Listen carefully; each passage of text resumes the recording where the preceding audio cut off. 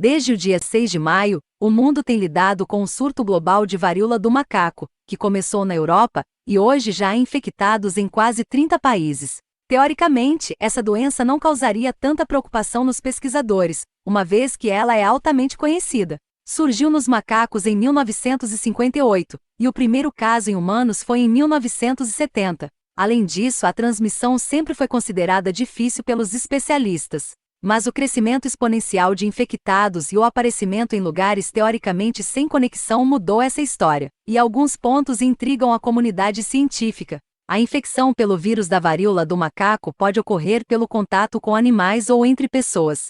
Sempre esteve associada a viagens aos países africanos onde a doença acontece frequentemente. Além disso, nos surtos anteriores, os infectados se concentravam e rapidamente sumiam. Uma das hipóteses levantadas é que o vírus tenha sofrido mutações, que facilitariam a transmissão entre humanos. De acordo com os primeiros resultados de análise genômica, houve mais de 47 alterações no DNA do vírus, mas ainda não é possível afirmar que ele está mais patogênico ou mais transmissível. Não se sabe, por exemplo, há quanto tempo o vírus atual está circulando entre humanos. A varíola original foi erradicada no mundo em meados da década de 1970. A partir desse período, os imunizantes contra a doença pararam de ser aplicados.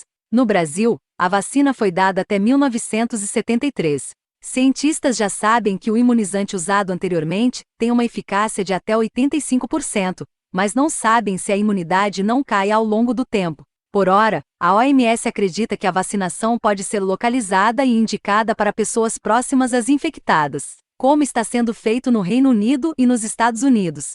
Profissionais de saúde da linha de frente também podem ser beneficiados com o imunizante. Existe uma vacina contra a varíola do macaco produzida pelo laboratório Bavaria Nordic, na Dinamarca. Além disso, a vacina usada anteriormente poderia ser usada, mas precisaria passar por atualização. A questão é que não há produção em larga escala de nenhum imunizante. A epidemiologista Andrea M. Colum disse em entrevista à revista Nature, acreditar que as terapias provavelmente não serão implantadas em grande escala para combater a varíola. Deve ser usado o método chamado vacinação em anel para conter a propagação do vírus. Aplica-se o imunizante nos contatos próximos de pessoas que foram infectadas para cortar quaisquer rotas de transmissão. Mesmo em áreas onde a varíola do macaco ocorre todos os dias, ainda é uma infecção relativamente rara, afirmou a especialista. Segundo as agências de saúde dos países que têm casos registrados, a maioria dos infectados são homens que fazem sexo com homens. Por isso, pesquisadores investigam se algo mudou na transmissão do vírus, que sempre foi por contato próximo, principalmente com a pele ou com secreções como saliva. Não é possível saber se é uma doença transmitida por meio do sêmen. Não há comprovação. O que aconteceu é que os primeiros casos na Europa foram registrados em homens que tinham como link epidemiológico o fato de serem homens que fazem sexo com homens.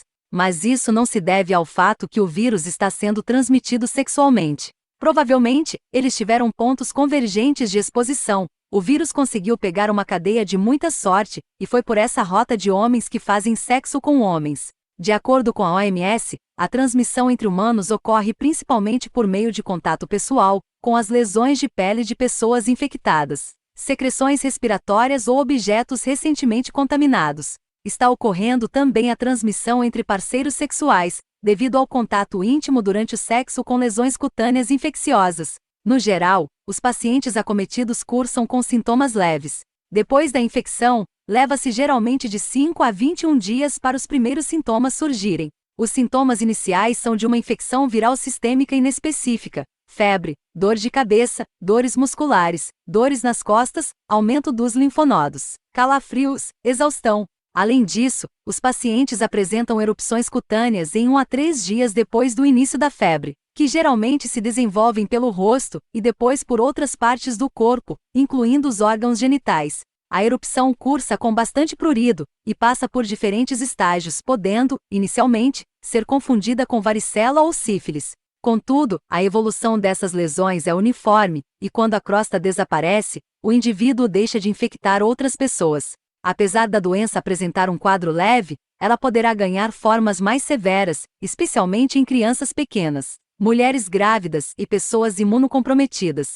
Segundo a OMS, ainda não existe um tratamento específico para a infecção pelo vírus da varíola dos macacos. É perceptível que os sintomas da varíola geralmente desaparecem espontaneamente. Além disso, deve-se evitar tocar em feridas na boca ou nos olhos.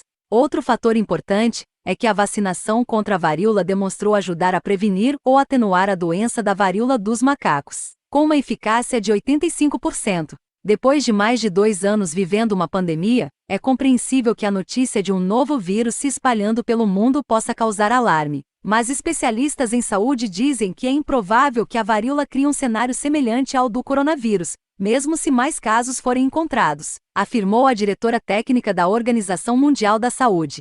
Diferentemente da Covid-19, a varíola do macaco não é uma completa desconhecida. A doença já era endêmica na África, com casos raros, até então, fora do continente.